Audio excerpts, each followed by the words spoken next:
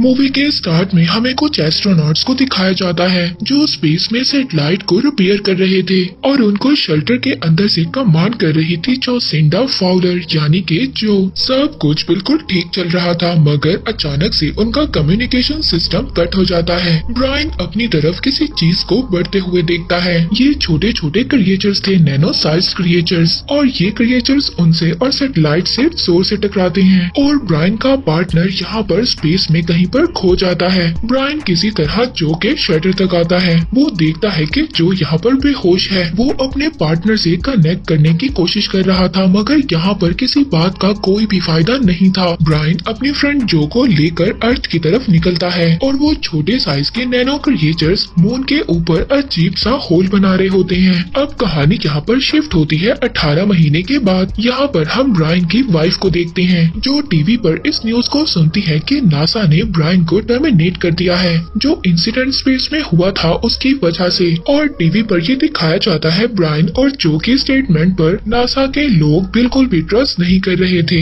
Brian की wife Brian से divorce ले चुकी थी और वो अपने बेटे सोनी को लेकर दूसरी कंट्री शिफ्ट होने वाली थी क्योंकि इस इंसिडेंट के बाद उन लोगों के पास घर भी नहीं था। इसके बाद इस मूवी की कहानी आगे शिफ्ट होती है 10 साल के बाद। हम यहाँ पर डॉक्टर केसी हाउसमैन को देखते हैं जो मून पर होने वाली एक्टिविटी के बारे में इंफॉर्मेशन को इकट्ठा कर रहा था और उसको मून के ऑर्बिटल डिस्टेंस में कुछ अजीब सा देखने को मिलता है। अब केसी जल्दी से नासा कॉल करता है और कहता है कि उसने नासा के डायरेक्टर से बात करनी है। जो को भी नासा से कॉल आती है और वो सुबह सुबह अपने काम के लिए निकल जाती है। जो जब अपने स्पेस सेंटर पहुंचती है तो उसको मून पर होने वाली अजीब सी एक्टिविटी के बारे में बताया जाता है और जो को यहाँ पर बताया जाता है कि मून का ऑर्बिट सिस्टम चेंज हो रहा है। ऑर्बिट का रेडियस बहुत ज्यादा कम हो रहा है और वो लोग फुटेज में कुछ अजीब सा देख रहे हैं मून के बिल्कुल मेरक्रेसियम हिस्से में। उधर दूसरी तरफ केसी की बातों को नासा वाले बिल्कुल भी सीरियस नहीं ले रहे थे।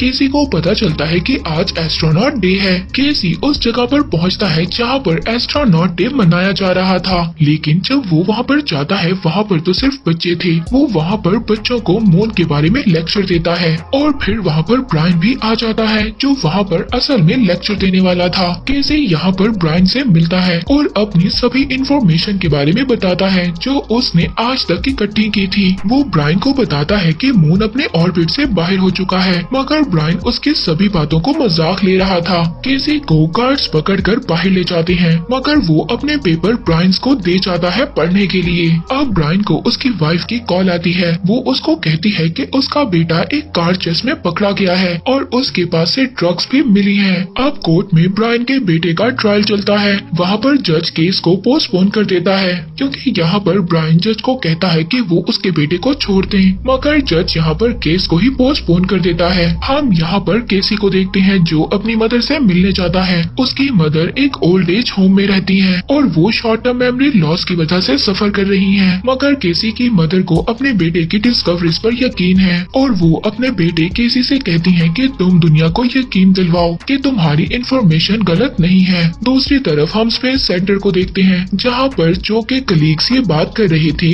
कि उनके पास सिर्फ 3 हफ्ते ही बचे हैं। इसके बाद चांद के छोटे छोटे टुकड़े जमीन पर गिरने लगेंगे और इसका बस यही हल है कि उन लोगों को मून पर जाना होगा और उस होल को देखना होगा कि आखिरकार उस होल के अंदर है क्या। और अब इनको यहाँ पर पता चलता है ट्विटर पर ये न्यूज अपडेट है कि केसी ने कर दिखाया। वहाँ पर ब्रायन जो जज के साथ था अब वो भी टीवी पर वही न्यूज देखता है कि मून अपने ऑर्बिट से बाहर आ चुका है। वहाँ पर ब्रायन की एक्स वाइफ अपने हस्बैंड के साथ अपने बच्चों को लेकर यहाँ से निकलने वाले हैं मगर ट्रैफिक की वजह से कोई भी नहीं जा सकता था। अब नासा और यूरोपियन एजेंसीज मिलकर एक मिशन को स्टार्ट करते हैं। अब पूरी दुनिया में ये न्यूज फैल चुकी थी और हर किसी की हालत खराब होती जा रही थी। अब ब्रायन ये न्यूज देखकर मजबूर हो जाता है। वो केसी के पेपर्स को पढ़ने लगता है और उसकी वेबसाइट्स पर भी विजिट करता है। वहाँ पर नासा के लोग अपना एक स्पेसशिप मून पर भेज देते हैं। वो लोग मून पर जाकर बड़े से होल को ढूंढते हैं और उसके अंदर एक प्रोब को डाल देते हैं। ब्रायन यहाँ पर केसी से मिलता है। वो उससे पूछता है कि इन सब चीजों के बारे में तुम्हें कैसे पता चला। केसी बताता है कि वो सालों से स्पेस और अर्थ पर स्टडी कर रहा है। वो ब्रायन को बताता है कि मून के पावर कोर को कुछ हुआ है, इसीलिए मून अब अपने ऑर्बिट से भटक चुका है। अब प्रोब गिरते गिरते 25.6 किलोमीटर पर रुक जाता है है और वो फिर से खुद ही ऊपर आने लगता है और फिर दोबारा से शिफ्ट होने लगता है। अब उसी होल में से वही नैनो क्रिएचर्स बाहर निकलते हैं और स्पेस शटल पर अटैक कर देते हैं और पूरे ग्रुप को मार देते हैं। जो जब ये देखती है तो वो शॉक्ड हो जाती है और वो सोचती है कि ये सब आखिर है क्या। अब मून की ग्रेविटी बढ़ने की वजह से समंदर का पानी भी शहर के अंदर आने लगा था और आहिस्ता आहिस्ता पानी और भी भयानक तरीके से अंदर आ रहा था। वहाँ पर ब्रायन किसी तरह से केसी को बचा लेता है। अब नासा का डायरेक्टर ये सब कुछ देखकर बहुत ज्यादा डर जाता है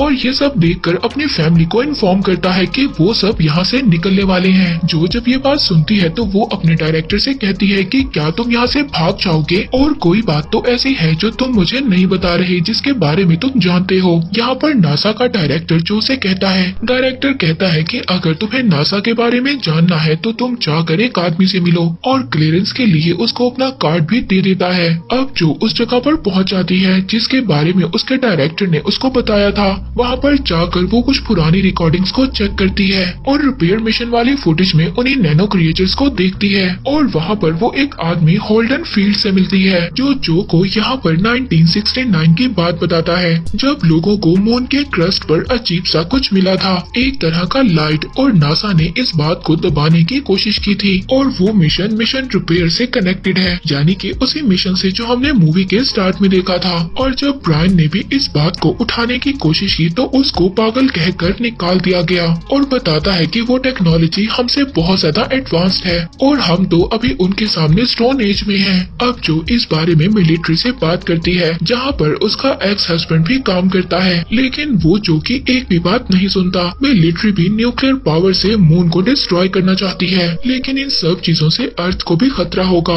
यहाँ पर जो का एक्स हस्बैंड उससे उसके बेटे के बारे में भी सोचने का कहता है और वो कहता है कि तुम सभी को यहाँ से चले जाना चाहिए और वो बताता है कि तुम सबको यहाँ से कोलोराडो चले जाना चाहिए। सीन शिफ्ट होता है ब्रैन और केसी पर। ब्रैन और केसी बात करते हैं। यहाँ पर केसी ब्रैन से कहता है कि तुमने स्पेस में एलियन टेक्नोलॉजी को देखा था। ब्रैन केसी को बताता है उन्हें एलियंस ने मेरे दोस्त की भी जान ले ली और जब वो अर्थ पर आया तो उसका डाइवोर्स हो गया और उसका बेटा भी उससे अलग हो गया। अब जो को यहाँ पर याद आता है कि होल्डन फील्ड ने उसको एक डिवाइस के बारे में बताया था, उसको EMP डिवाइस भी कहा जाता है और उसी डिवाइस से उन नैनो क्रिएचर्स को मारा जा सकता है और ये सारी बात वो अपने एक्स हस्बैंड को बता देती है। दूसरी तरफ नेशनल सिक्योरिटी के लोग ब्रायन को लेने आते हैं और ब्रायन यहाँ पर केसी के साथ वहाँ से निकलता है और वो वहाँ पर जाकर जो से मिलता है जो उसको वहाँ पर एक रिकॉर्डिंग दिखाती है। वो मून की वही रिकॉर्डिंग दिखाती है। वो बताती है कि एक होल है जो 25 किलोमीटर तक डीप है और जो भी 10 साल पहले हुआ वो आज से जुड़ा हुआ है और जो वहाँ पर उसको एक फुटेज भी दिखाती है जिसमें उन नैनो क्रिएचर्स ने उनके ग्रुप मेंबर्स को मार दिया था।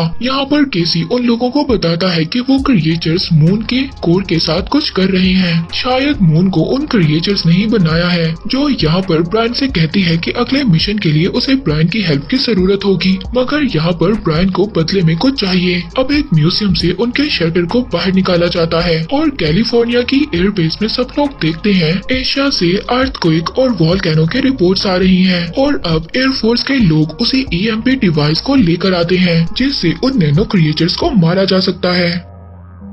ब्रायन ने यहाँ पर बदले में जो से ये मांगा था कि उसके बेटे सोनी को जेल से बाहर निकाल दिया जाए। ब्रायन यहाँ पर अपना प्लान सबसे डिस्कस करता है और अपने बेटे सोनी को देखकर रिलैक्स फील करता है। अब जहाँ से शटर को लॉन्च किया जाना था वहाँ पर एक बहुत बड़ा अर्थक्वेक आता है और केसी मून की एक्टिविटी में फिर से कुछ अजीब होता हुआ देखता है और पता चलता है कि शटर खराब हो गया है अर्थक्वेक की वजह से और अब कुछ भी नहीं हो सकता था। जो सबको ये ऑर्डर दे देती है स्पेस को खाली करने के लिए और उनको जल्दी से कोलोराडो जाने के लिए कहती है जहाँ पर सभी वो एक बंकर में छुप सकते हैं। अब केसी यहाँ पर जो के पास जाता है। केसी जो को बताता है कि मून का ग्रेविटेशनल बहुत तेजी से बढ़ रहा है और हमें जल्दी से अपने मिशन को स्टार्ट करना होगा, मगर जो यहाँ पर बताती है कि मिशन ओवर हो चुका है। और अब यहाँ पर जो ब्रायन के पास जाती है वो उससे कहती है कि स्पेस में हम सिर्फ दोनों जाएंगे, तुम शटर को उड़ाओगे और मैं तुम्हें नेविगेट करूंगी। लेकिन उनको एक और फ्लाइट इंजीनियर की जरूरत थी जिसके लिए अब वो केसी से हेल्प मांगते हैं। मगर यहाँ पर केसी अजीब अजीब से बहाने बनाता है,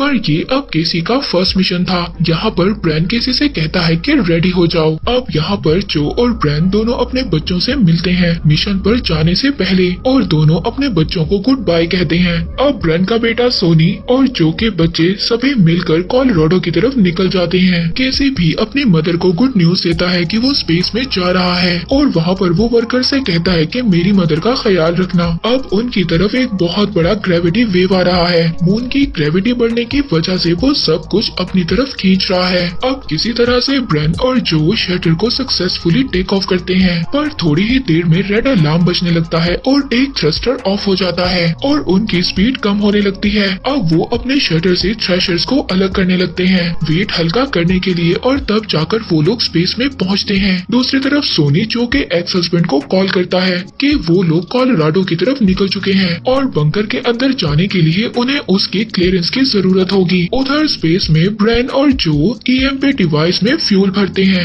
और मून को देखते हैं जो अर्थ की तरफ बढ़ रहा था। दूसरी तरफ हम ब्रैन के बेटे सोनी को देखते हैं जिसकी गाड़ी को 3 लोग रोक लेते हैं और वो लोग उसकी गाड़ी को लेकर वहाँ से चले जाते हैं। अब मून के छोटे छोटे टुकड़े अर्थ पर गिरने लगे थे और मून बिल्कुल सामने आ जाता है और ग्रेविटी से सब कुछ अपनी तरफ खींचने लगता है। यहाँ पर जो ब्रैन और केसी मून में पहुँचते हैं। केसी यहाँ पर मून की पिक्चर खींचता है और ब्रैन उस ईएमपी डिवाइस को मून में होल की तरफ लाता है और इलेक्ट्रॉनिक्स एक्टिवेट कर देता है और दोबारा से अपने स्पेस शटल में वापस आ जाता है। वो देखता है वो नैनो क्रिएचर्स अपने होल से बाहर निकलते हैं और उस डिवाइस के आसपास घूमने लगते हैं। फिर वो क्रिएचर्स उनके शटर की तरफ बढ़ने लगते हैं और ब्रायन यहाँ पर अपने शटर में जल्दी से केसी का फोन ऑफ कर देता है जिससे वो क्रिएचर्स वहाँ से चले जाते हैं। ब्रायन यहाँ पर बताता है कि मिलिट्री के लोग मून को रोकने के लिए बॉम्ब को भी यूज कर सकते हैं, पर ब्रायन को इस बात का डर था कि अगर ऐसा हुआ तो भर भर कर रेडिएशंस निकलने लगेंगी और इससे पहले ब्रायन को कुछ करना होगा। ब्रायन यहाँ पर कहता है कि उन लोगों के पास सिर्फ 2 घंटे हैं। दूसरी तरफ हम देखते हैं ब्रायन की वाइफ का हस्बैंड सोनी को ढूंढ लेता है और वो उन बच्चों को सेफ जगह पर ले आता है और सोनी यहाँ पर उनको बताता है कि ब्रायन स्पेस में है।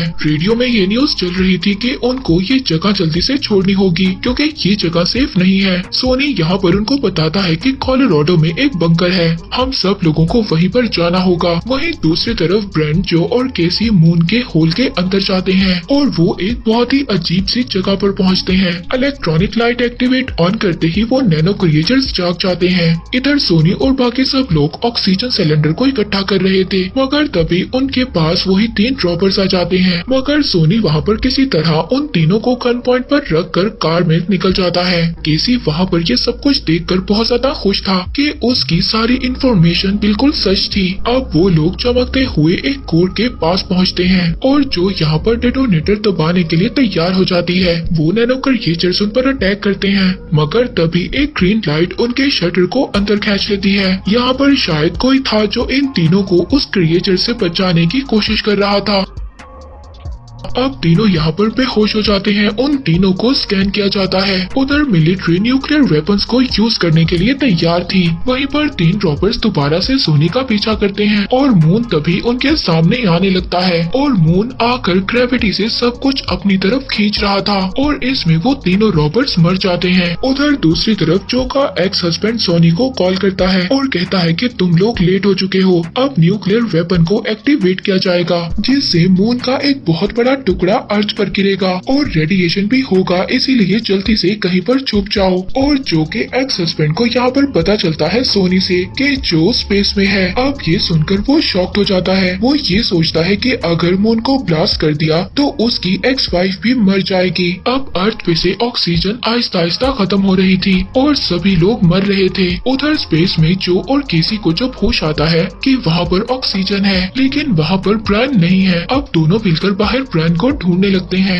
एक दरवाजा वहाँ पर ओपन होता है। अब दोनों डरते हुए उसके अंदर जाते हैं और यहाँ पर शायद कोई है जो इन दोनों को गाइड कर रहा है। हो सकता है कि शायद वो कोई इंसान जैसा हो। ब्रायन को यहाँ पर होश आ जाता है। वहाँ पर वो एक लड़के को देखता है जिसमें उसके बेटे सोनी की यादें हैं। ब्रायन यहाँ पर उस लड़के से पूछता है कि तुम कौन हो। वो कहता है कि मुझे बनाया गया है, उन लोगों ने मुझे बनाया है जिन्होंने तुम्हें बनाया है। वो यहाँ पर ब्रायन को बताता है कि बिलियनियर्स पहले वहाँ पर पर लोगों का सिविलाइजेशन तेजी से बढ़ रहा था। वो सभी लोग टेक्नोलॉजी में बहुत ज्यादा एडवांस थे और वो सभी स्पेस में अपना घर बनाने लगे। और वॉर का तो इस दुनिया में कोई भी नाम नहीं था और इस दुनिया को कंट्रोल करता था central self learning computer system. मगर फिर एक दिन सब कुछ खत्म हो गया। इंसानों का बनाया हुआ सिस्टम ही उनके अगेंस्ट हो गया और उन टेक्नोलॉजी को जिन लोगों से भी खतरा था वो उन सभी को मिटाने लगे। फिर तभी वो लड़का सोनी में बदल जाता है, मगर ये सोनी नहीं है, ये कंप्यूटर का ऑपरेटिंग सिस्टम है। और फिर बताता है कि इन सब के बाद वो लोग गैलेक्सी में कहीं सेफ जगह पर रहने लगे। वो लोग बड़े बड़े स्ट्रक्चर्स बनाने लगे जिनके अंदर बहुत ज्यादा एनर्जी थी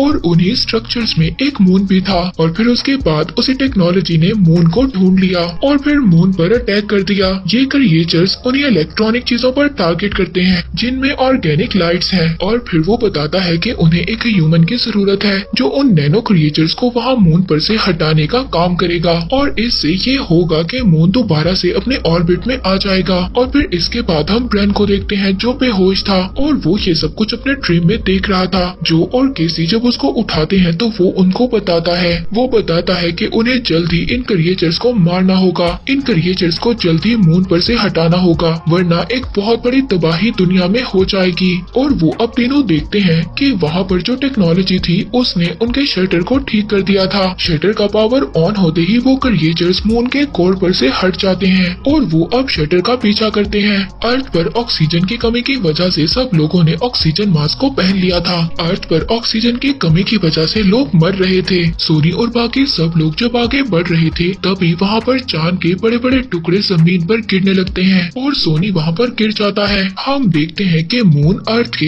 एटमॉस्फेयर में आ चुका था। अब मिलिट्री के लोग वेपन को एक्टिवेट करने ही वाले थे, लेकिन जो का एक्स हस्बैंड ऐसा करने नहीं देता क्योंकि जो अभी स्पेस में थी। दूसरी तरफ स्पेस में ब्रैन, केसी और जो से कहता है कि तुम लोग शटल लेकर चले जाओगे और मैं बॉम्ब के साथ यहीं स्पेस में रहूंगा। मगर यहाँ पर ब्रैन इससे पहले कुछ करता, केसी बॉम्ब को अपने साथ लेकर रॉपर में रुक जाता है। केसी यहाँ पर ब्रैन से कहता है कि मेरी मदर से मिलना और कहना कि मैं फेलियर नहीं हूँ और खुद को शटर से अलग कर देता है। अब वो क्रिएचर्स जैसे ही रॉपर पर अटैक करते हैं, केसी वहाँ पर बॉम्ब को ब्लास्ट कर देता है। वहाँ पर अर्थ पर सोनी भी बच गया था जो कि बेटी उसको बचा लेती है और जो अब शटर को लेकर मून से निकल जाती है। और अब मून आहिस्ता आहिस्ता दोबारा से अपने ऑर्बिट पर जाने लगता है जो अब ब्रायन को बताती है कि अर्थ बिल्कुल सेफ है। और अब आखिरकार सब एक दूसरे से मिलते हैं। यहाँ पर ब्रायन को ये बात भी पता चलती है कि उसकी एक्स वाइफ का हस्बैंड अब नहीं रहा, वो मर चुका है। सोनी जब यहाँ पर अपने फादर से केसी के बारे में पूछता है तो ब्रायन अपने बेटे को बताता है कि उसी ने इस दुनिया को बचाया है और साथ ही साथ मून को भी। तभी वहाँ पर केसी को हम मून में देखते हैं। वो वहाँ पर अपनी एक बिल्ली को देखता है और उधर ही अपनी मदर को भी देखता है। वो ऑपरेटिंग सिस्टम केसी को बताता है कि वो अब मून का हिस्सा है। मून का ऑपरेटिंग सिस्टम केसी से कहता है कि हमें अब शुरू करना चाहिए। केसी पूछता है कि क्या शुरू करना चाहिए और इसी के साथ यहीं पर मून फॉल एंड हो जाती